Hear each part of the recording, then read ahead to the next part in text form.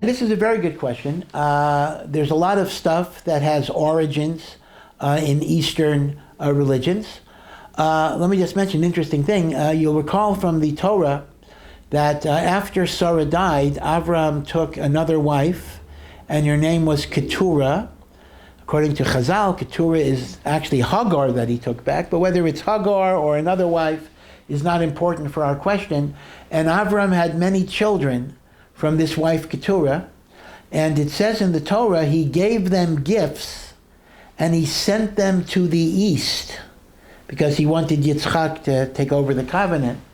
And according to some commentaries, the gifts that he gave them were the wisdom that became the foundation of Eastern religions, and sending them to the east quite literally meant to India, to China, and the like.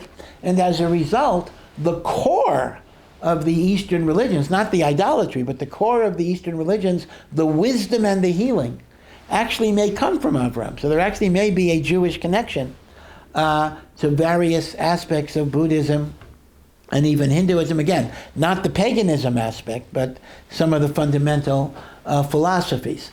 But still, whatever the origin is, we always have a problem that if something originated in paganism, in idolatry, then one would think that you're not allowed to use it as a believing Jew because you're tapping into those idolatrous forces.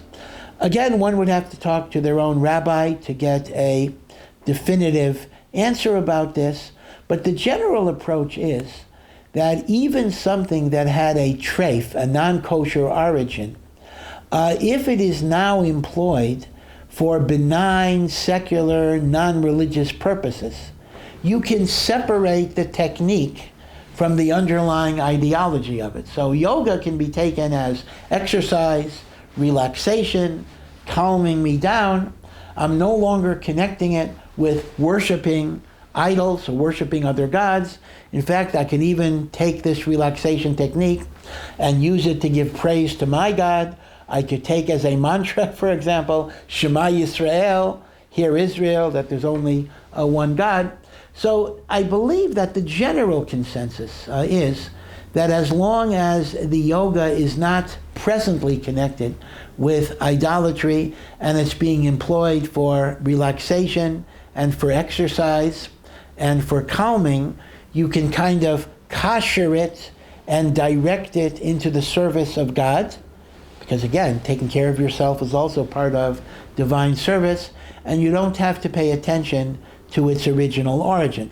Now, based on that, I actually feel that it's fairly important to get the right yoga instructor, meaning to say, if you have a yoga instructor who is using yoga as part of a religious ceremony, then even if that's not your intention, I think it would be improper to be part of that class because you're tapping into the negative spiritual energies that he's tapping into. If, on the other hand, you get a Jewish yoga instructor, particularly if they're religious, that's even better, who is connected to Torah and mitzvos, and yoga is seen as a benign tool to improve your health, then I think you don't have to worry about the historical origin of where it came from. So I do think you do have to look at the nature of the class, because there are yoga classes that emphasize some type of religious connection, and there are those that don't, and you want to look for the ones that disconnect it from the Eastern religions. Click subscribe to see more exclusive content for the most sought-after Jewish speakers, teachers, and thinkers.